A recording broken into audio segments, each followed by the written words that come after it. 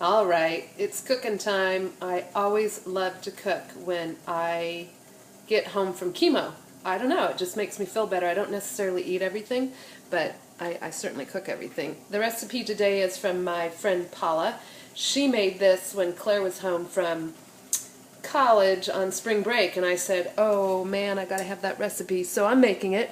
And what I've got going here, it's a tomato soup, and this is what it looks like. It's starting to simmer, but I have to add the apples.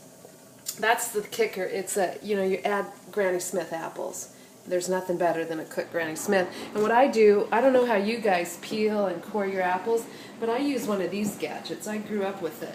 Spins. It's so cool because you pull it off. Check this out. And it's just, it's just all done for you. Well, the end there, I got to pop that off. And for those of you who eat my paleo apple cakes, this is how I do my apples. Makes it simple. Also, there's a little caveat here, a little kicker. I just love to eat the peelings. I grew up eating them. Plus, my mom told me all the nutrition is in the peel, not in the apple. So, anyway, a lot of fiber there, folks. Okay, so what I have to do is I've got to add the apple, and what I've done is I've cut them all up here. So, I'm adding three fat Granny Smith apples, and once that's all added, it says to simmer it for 15 minutes. Paula said she simmered it for a little longer, so I'll follow hers, because when she brought this down a couple weeks ago, oh man, did I eat it. Now, one little thing, I stay away from dairy. So this recipe right here has 2 tablespoons of dairy. I modified, or didn't modify, just changed it up.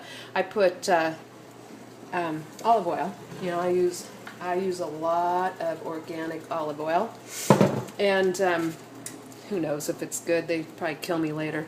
And then also, Paula used 3/4 cup of heavy cream. I love cream, but I don't use it anymore. I dumped that a few years ago. So what I'm going to use, which is going to change the taste, I don't think the taste will be all that bad though. What I'm going to use is, you got coconut milk. We're using coconut milk and everything, and I really like it. It will change up the taste a little bit, but not so bad.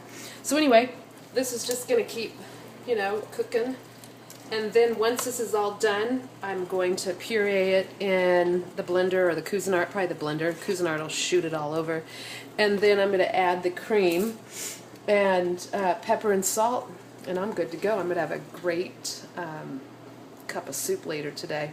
My family will too. Also, what I'm doing, something I normally don't do, but I'm doing it. My sister Andrea is the best. Nobody can beat her cookies. Well, I decided I needed to make some cookies for some people, especially the oncology nurse that's doing me good. And there is the batter. I actually went and bought real butter. That's a new one for me. Anyway, I'm making the old-fashioned way, so I got cookies going today too. Anyway, try this recipe. If you want it, I'll send it to you.